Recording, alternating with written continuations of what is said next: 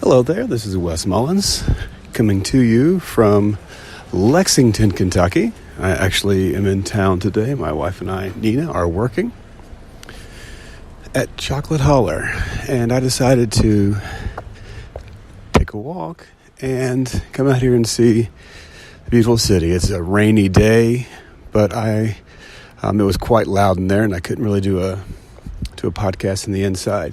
So this is a different kind of a podcast. This is a strolling podcast, but it's one that I really felt some thoughts I was rolling over my mind last night I thought were really important, and I wanted to get out. Was talking to myself and thinking about fear and fear in relationships. And how that when we're in a relationship and we're afraid to speak or say something or act a certain way, because we're afraid of losing it. Anytime there's a fear of loss, it changes our behavior. And actually, it damages the relationship. If there's something that you do when someone is around because you're afraid of losing a friendship, you're afraid of losing a relationship, or you're afraid of losing a job or a scholarship, and it's nothing bad, it's just a part of your personality, or actually it's a good thing that you're going to do. If you're afraid of losing that and it alters your behavior, you actually become a caricature of yourself at that point. And it allows fear to come in. It allows anxiety and worries to take over. And we are inundated and saturated with worry and fear in this generation. More so than any generation that I've seen. Fear is rampant. It is just completely rampant in our minds. We think about fear so much. We allow it to just constantly bully us. Anxiety is simply a doppelganger of fear. Anxiety and worry, I'm just stressed. Stress is fear. I dealt with this in Oxford last year, and it devastated me. This is something that some people don't know. But I did apply for the master's program to continue my education, and I was turned down for that master's program. And the hardest part was not losing something I didn't have yet. But the fear of losing it causes me to do things differently. It caused me to behave differently because suddenly there was a fear of losing something that before I didn't even know that I wanted it. But once it became something that I could lose, I began to change my behavior. I began to become more, I would acquiesce more to other things that I normally wouldn't. I wouldn't give my opinions, or I would withhold. I became the stress ball person, and when that happened, my behaviors changed, and then my outlook changed, my perception changed, my goals changed, my attitude. It all changed because suddenly there was fear of losing something that I didn't even know that I wanted until it presented itself, and then the fact of losing that. That's what happens in relationships when you're not afraid that this person will no longer love you. You'll give your opinion. My opinion is this. But suddenly, when the love is on the line and someone can take back that love, they can withhold love from us, it tightens up our behavior. It changes and alters us. And over time, if we do that too much, we can lose ourselves. We can lose ourselves in the fear. We can lose ourselves in the anxiety. And I wanted to bring that to bear. I was watching John Adams last night, the miniseries on HBO. I don't know why I didn't watch this before. Paul Giamatti is a revelation in that. He is fantastic. Laura Linney, I mean, come on. It is a great betrayal of the founding fathers. And I'm big on the Revolutionary War stuff anyway. And in the Continental Congress, as they're debating the Declaration of Independence, Mr. Dickinson of Pennsylvania stands up and he gives his reasons to be against the Declaration of Independence. And his prognostication was one of death and destruction. But mainly, this will end with no victors. This will end in death. And that is the fear that I'm talking about. The fear of loss. The fear of loss. And John Adams stands up and he offers the same prognostication that there will be death, that there will be bloodshed, there will be war, there will be loss. But John Adams does something that's amazing, is he offers one thing, one tiny thing that Dickinson could not see, and that was hope. And that was hope of a free country. And that hope spurred 13 colonies to take on the world's greatest superpower at the time and win and gain their independence. And I say that because when we let the prognostication of fear, worry, and dread and stress of politics, of bills and all these things to build up, then we suddenly can no longer see the future. People die from a lack of vision. It's in one of the Old Testament minor prophets, but it says that people perish for lack of vision. When you can't see your future, when you can't see anything but the bad, then that's all that seems to pile up on you is the bad.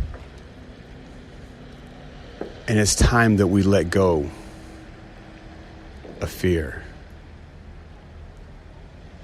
And the only way to let go of fear, the only way is to find something to believe in, something to hope in. Some of you may wonder why Nina and I gave up a successful photography business that we had been in for 12 years, over a decade, and we had shot weddings in Norway, northern Norway, which was a bucket list item. We had shot weddings in Canada and Mexico, and yet we give it up to pursue a health and wellness business and for me to pursue an academic career at 40. Who does that? Why do you do that? Number one, because we want to show our children that you can go after your dreams.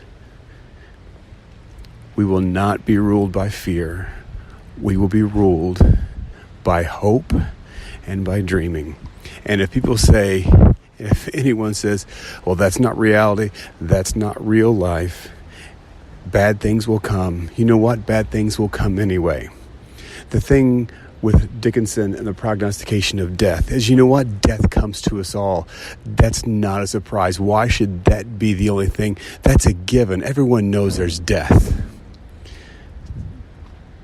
But is there anything other than, if you give nothing other than death, then you've said nothing. You've basically wasted your breath. So we have to give hope, and we have to go after our dreams.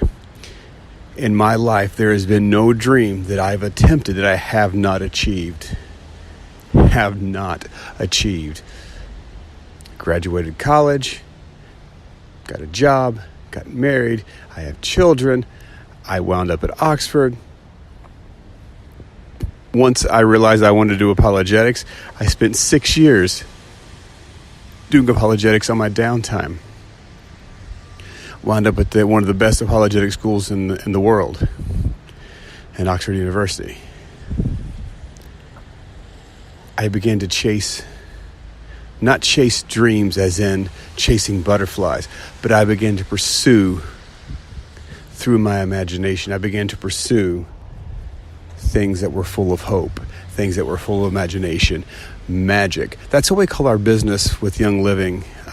Magic is essential because we are interested in helping people find their passion and find their dreams, not in some sort of flitty, fantastical version of almost like a Russian roulette of let's see if the dreams will happen today. No. It is about hard work. It is about what is your dream? What is your passion? What are you looking for? What is the one thing that you that won't let go of you? Let's put it that way. This thing that burns deep inside of you. There is probably a desire and passion inside of you that has been there, a creation gift, something that dwells inside of you, and you continue to push it down because you don't think it's realistic.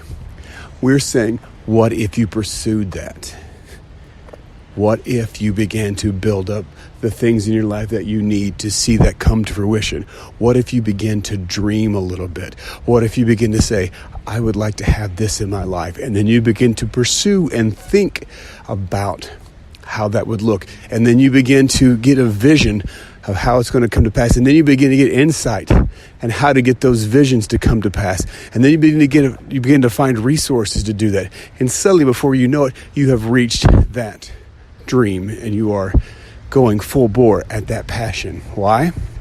Because you caught a vision. Because Albert Einstein even said that imagination is greater than information in science. Because imagination is not limited. Science is limited to the physical world and what is. Imagination is not limited to anything. You know, I always say that knowledge is what we can know right now, and imagination is what we're going to know in the future. And so if we can push through and we can find our passions, then we can begin to let go of fear. We can begin to get out of the kiddie pool of anxiety and worry and stress. I was listening to Andrew Klavan a couple days ago. I'd never even heard of Andrew Klavan until I was listening to some Ben Shapiro stuff, and Andrew Klavan was on the Ben Shapiro show. It's great. Now, all of my liberal friends out there who are listening to this hear Ben Shapiro's name, and it's like it's one of those dog whistle words, and you start freaking out. I'm a conservative. I'm a constitutionalist.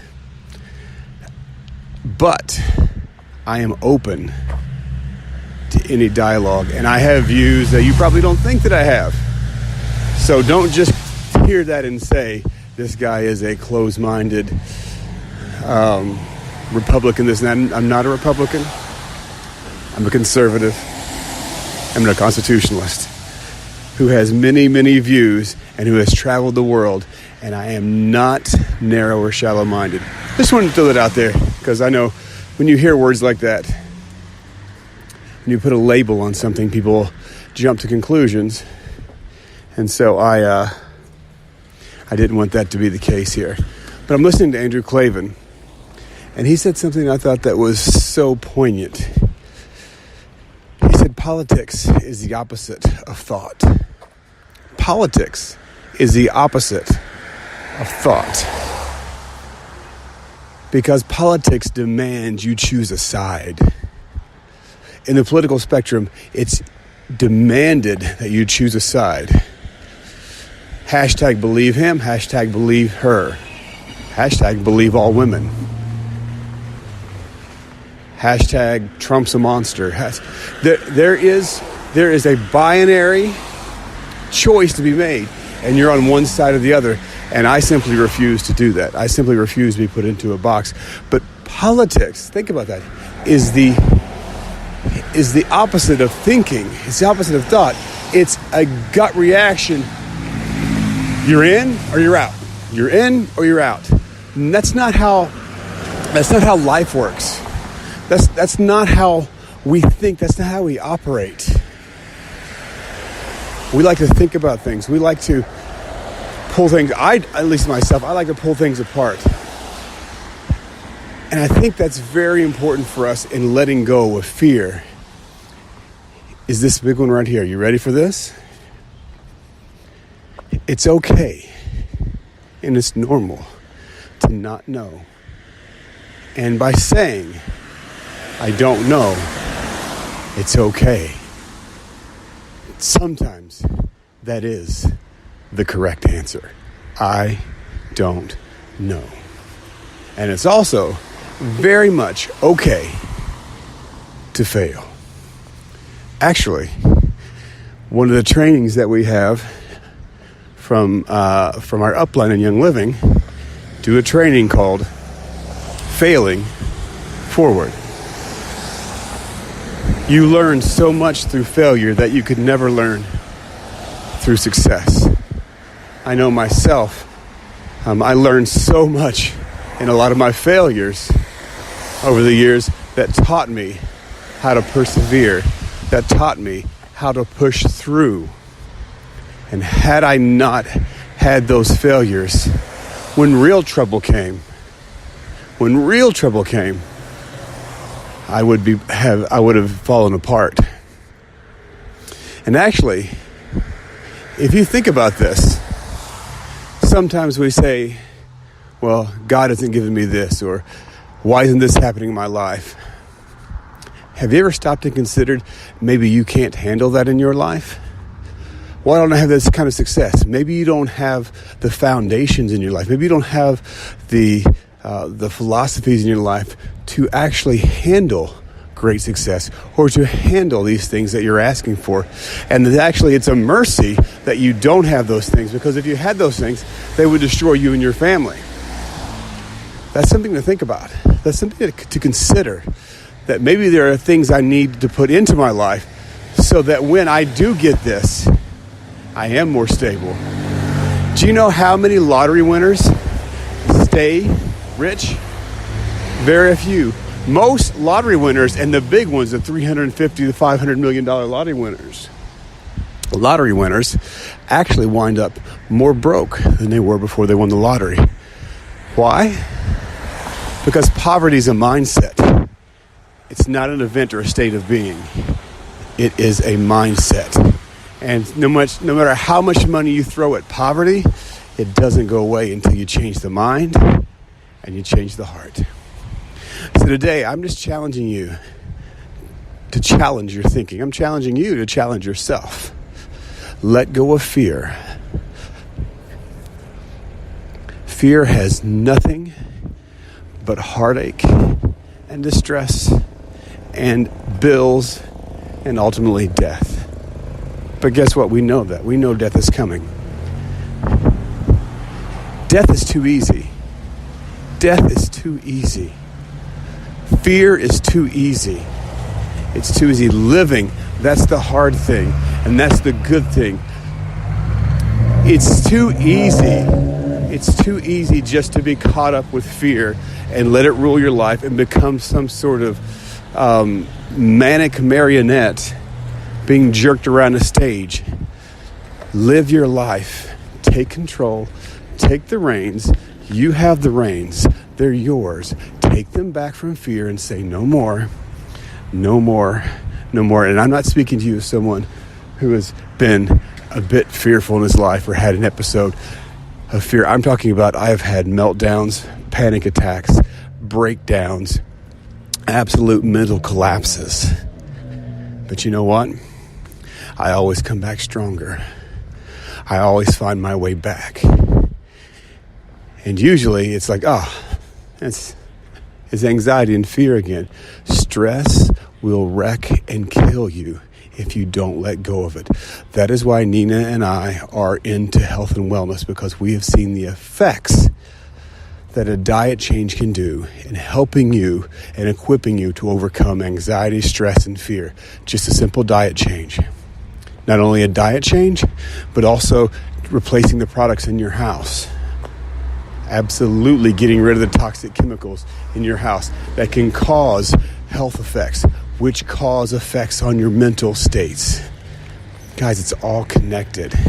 It's all connected. And so we are so passionate about the changes we've seen in our lives that we're sharing it with you because we want you guys to become, this sounds very Joel Osteen, but the best version of yourself, because there is an optimal you out there. There is a version of yourself you have not yet tapped into because you have toxic thoughts going on in your head, toxic chemicals going into your body, and toxic food going into your gut. And it's this trifecta, this perfect storm of toxicity that is destroying you, and more importantly, it's destroying hope and imagination, which is rendering you this lifeless mass of cells that is miserable and angry. I'm saying there's hope. There's a scripture in 1 Corinthians that says, take every thought captive. And so today I challenge you, when you have these toxic thoughts of fear, you stand up and you fight fear and you say, not today. Not today. And I challenge you to spend 10 minutes pushing back negative, toxic thoughts in your mind. If you do this exercise, I promise, if you do this exercise, if you spend 10 minutes a day for the next 2 weeks pushing back toxic, fearful, anxiety-ridden, stress-laden thoughts, 2 weeks of doing this, give yourself a challenge, a 14-day challenge of pushing back just for 10 minutes a day. All you do is try to take control of your thoughts. Those toxic thoughts, push them back. I guarantee you it's going to get easier, and suddenly you're going to realize that you're not captive, that it's been this Stockholm Syndrome thing the whole time. It's reversed. You're actually in charge, but you let them think that they were in charge. The inmates are running the asylum, but you can flip it. 2 weeks, push back on those thoughts. And then after 2 weeks, well, we'll get to that next time. Do your 2 weeks of pushing back toxic thoughts. Guys, I just want to encourage you today. You're amazing and you are worth it. I'm going to leave you with this thought today.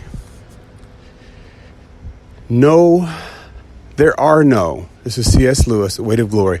There are no ordinary people. There are no mere mortals. There are only immortals that we marry and laugh and joke with and deride and hate and cut down.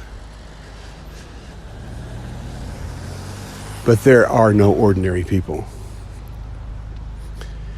You are not ordinary. You are extraordinary, and you are worth every second of the day that you can carve out to find your passions and to reignite your imagination. You and your family are worth it because, again, there are no ordinary people. All right.